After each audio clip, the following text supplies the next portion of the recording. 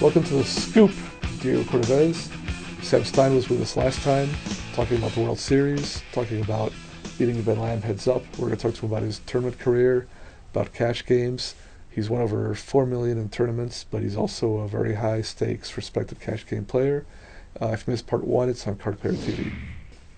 We talked about your winning the bracelet in Pot Limit Omaha, and before that, you'd had a bunch of either runner-up finishes or final table finishes in big events. I mean, at the World Series, at the PCA, and other events. Sometimes it becomes a storyline, even if it doesn't exist. But was that like a monkey on your back? Was that something that you actively thought about? Yeah, it definitely existed. I mean, there was slight needling from friends. That stuff never really bothered me. I've been mainly in the game for to make some money. But but of course, after a while, it's gonna bug anyone. I had I don't know 5 or 6 really big events with that ended with a second or third or fourth or something like that, and just rattled off a few of those seconds in a row, and some though, at least from what I read, were situations where you really did get cooled or where you had there was probably only one or two where I regretted the way that it went down and the way I played in the situations. But there was definitely there was definitely a tournament I recall there where I played heads up against Jason Mercier as the NEPT Mohegan Sun, I think, high roller, and I played him heads up. We got it all in 4 different times. Once at ace 9 to ace 8 we chopped, and then the other 3 I had the best of it or was flipping and lost them all. And no wonder he wins every tournament. Yeah. Kid runs hands like that. He's a good friend of mine, but guy runs good. At the PCA you finished 4th. It was a big payday, over $1 million. Nice. Obviously, first place would have been even a bigger payday, but still a huge payday. Yeah. I think that was one of the first tournaments, or the first tournament where there was actual live coverage, where ESPN had, the really long coverage. Did that play into your head at all, or play into how the hands were played? Because there's been a lot of talk about the World Series. Main event last year had the same dynamic, and people were getting information in real time, and it changed some play. Now the way that they're doing it, you can't get information. The PCA, that was the first time they were doing it. They sequestered everyone. Okay. My friends, they took all their stuff. I had a few friends watching that came. They take your cell phones. If you're gonna leave, you can't come back. Oh, I see. So if you leave the area, they have everything back there, obviously. But if you leave the area to go do anything, you can't come back in. So there was no information, just after no the fact. Information. I mean, even the media and stuff had to wait outside, and if you busted out, you had to wait 30 minutes to go outside, because if you walk out, then the media can see that and report that you busted 30 minutes before everyone else. So that's very frustrating. So you bust out and you have to sit there and just take it. It was at the time. That's the worst part of it. It's hard to say you bust out and cash for $1 million and be frustrated, but I definitely was. It was a hand that I could have possibly done. I could have possibly folded or played differently, but I actually read about the hand. It might be interesting if you walk us through it, where you had an ace 9, you ran into ace queen. I remember I actually watched a lot of it at the end when it was heads up with Galen Hall and Chris Oliver. This fellow Chris Oliver, who I hadn't heard of before, was extremely loose aggressive. Even in a world of loose aggression, he stood out, where he was really trying to run over the table. He had a lot of chips. So against a player like that, I can see where you're going to get it in a spot that you wouldn't against another player. But how did that hand play out? Keeping in mind the fact that when there's 4 players left, obviously that's when the pay jumps really get serious. So in a lot of people's minds, that's a spot you don't want to bust out, but it's also an opportunity to get a lot of chips against a player who frequently is going to be dominated.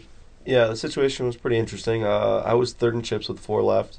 The guy 4th in chips was playing really tight, just moving up in pay jumps. So I knew it wasn't that if I didn't take a stand at some point, or didn't take a stand, I'd probably have to play a little bit of a folding game with him, and because I was getting to the point where I didn't really have a good I had a stack where I can get bullied a little bit. Right. And Galen was a little bit ahead of me, and then Chris was the big chip leader at the time. Right. There was a decent gap between. He had Galen a ton and of I. chips, as much as the rest of the 3 probably. And so on the hand, I mean, the main problem was 3-betting to begin with. The main reason I did it was because the guy in the big blind had 12 to 15 blinds, and I figured if I called, I didn't really want him to shove, because I think if I re-raise there, he's going to fold like even ace queen. Whereas if I call, he's going to. This was a tight guy who was in the big blind. Yeah, right. And he was tight. It was a tight guy, he's still and, be he was for a short spot stack. To move in. Right, but the way he was playing, for sure, if I re-raise there, he's not going to get it in with ace jack or ace queen. Sure. But if I just call, he's going to do it, and then if he's going to shove with those hands, and then if Chris folds, I'm going to have to call and. Can get hurt. And can get hurt. Beat. Yeah, or I'm probably I might even have to. Might even have to fold that spot even with all that dead money, just because I know he's only pushing with really good hands at that point. So Chris Oliver raised, you'd 3-bet. I had re-raised, and that was my main intention, and should have probably had a better plan at the time, but I wasn't really considering what I was going to do to his 4-bet, and I just figured I'd be able to evaluate and try to read the situation better and Chris, I see, has been raising almost every hand. Yeah. So ace-9 looked pretty big. He had been 4-bets a lot too. He kept showing the bluffs at the time, which added to like the level of of course he's a very smart person, a very good player, and he's going to be thinking on the right levels as far as he knows that he's showing these bluffs, we're seeing it, so he's got to be setting up for something. But it just kept feeling like, okay, he's setting up for something, and then all of a sudden he comes with another 4-bet and he just shows the 10 deuce off. You're like, when is it going to end? It's got to stop at some point. But on that hand, yeah, when he had 4-bet me, thinking back, I certainly regret it. I said at the time, I was like, wow, when he went all in, because he showed up with ace queen. Ultimately. Yeah, I said, wow, I'm so confident that I have the best hand here, but I knew that there's a good chance he has some random hand that's probably not dominated, because I didn't feel like he had a rag ace or something. I just felt like he either had the king 3 offsuit or right. or whatever, just something like that. So I was like I'm so sure I'm good here, but I just don't know if it's a good spot to be risking it, whatever, and just thinking about it. And then when I called and saw his hand, it kind of made sense. And he showed the ace queen. Right. How much of your stack had you committed when you 3-bet? I probably put in about maybe a fifth of my stack. So you weren't, or a fifth. I certainly wasn't committed. Yeah, it was certainly a call that I had to make based on being pretty confident I had the best hand. Because if you're committed and you have to call, then it may be an error in the sense that you've committed yourself in a spot where now he's certainly not committed and he's only going to come in with a big hand. But if you have a fifth of your stack, in his mind, he may get you off it and show the 10 deuce again. Right. So you've got a lot to think about. But yeah, when I was thinking about it, I mean, I've always been a long run kind of guy. Thinking back, it was $350,000 that was for the next pay jump. Mm-hmm. But as flat as the payouts are for the Bahamas, for that tournament in particular, I think if you look at it long run, if I double up there, if my read was right, obviously thinking he had ace queen, thinking back he had ace queen, it was bad on that alone. But thinking if I have the best hand a lot, it's definitely a spot where I'm going to want to have to call off, because if I win that hand, I'm pretty much one of the chip leaders, and I feel like I would have a really good stack where I can start really playing some poker, and I'm in position on Chris and all that stuff. So and it really affects him. I mean, he's been running over the table. He's got the most chips.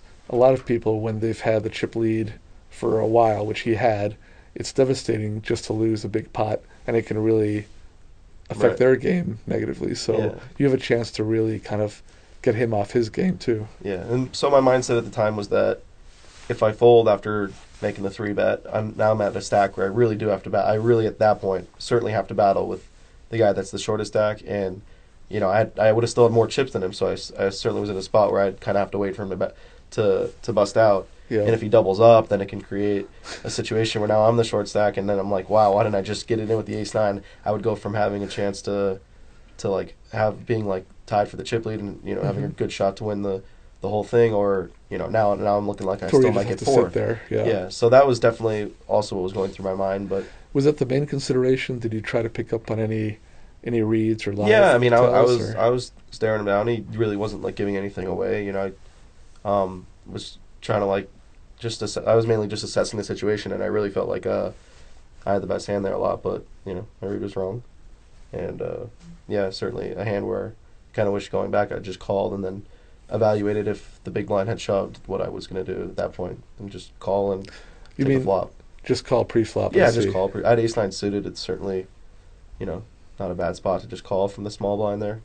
I mean, I guess a lot of it depends on how likely the short stack is to move in. It's a spot where Chris Oliver's raising with a lot of hands, your flat calling indicates a certain amount of weakness. It could be a huge hand, but more likely weakness. More likely not a very strong hand. Some players are going to move in with a very wide range, and against that sort of player, you don't want to give him that opportunity. Yeah. If this guy was really so just essentially tight, where he's not even going to adjust to, an opportunistic situation, then you don't have to fear too much, because if he does move in, it really does mean a big hand regardless. It's definitely interesting how the game can work sometimes. Like if the guy in the big blind hadn't been, say he had even 5 big blinds more than he had, I don't even go broke that hand. It's something that's that crazy, It's just, if he had 5 more big blinds, I would have just called and been confident if he pushed that I was going to be able to fold.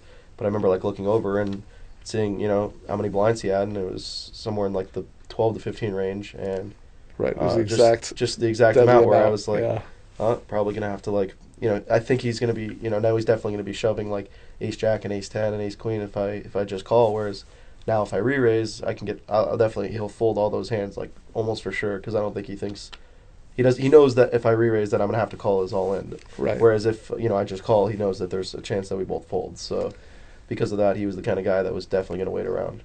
And meanwhile, Galen Hall is delighted because it works out perfectly for him. You're eliminated. He locks up heads up pretty much. He pretty much does, and once your head's up, even at a chip deficit, you can. He had plenty of big blinds, so back. It's not. Yeah, it's a greatest spot for him ever. Well, you'll be in a lot of good spots, I'm sure, and the World Series will come up in a few months. Yeah. And obviously, you're looking forward to that, to try to make some more scores. Yeah. And Ben Lamb, your friend, proved last year that even with just the World Series, you can make your entire year. Yeah, definitely. I mean, for people who don't realize, he won the Card Player of the Year, and 100% of his points came from the World Series. He didn't earn a single point in another tournament. Yeah.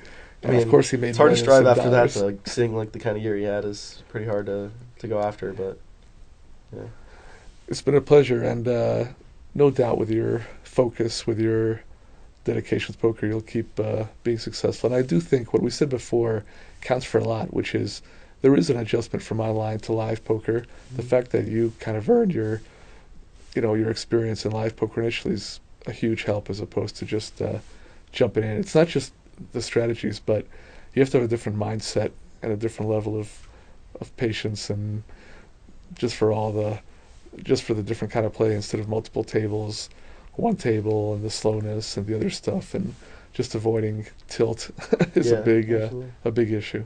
Yeah. Anyway, thanks for coming on. Thanks for having me. Thanks for joining us on The Scoop, brought to you by Card Player TV.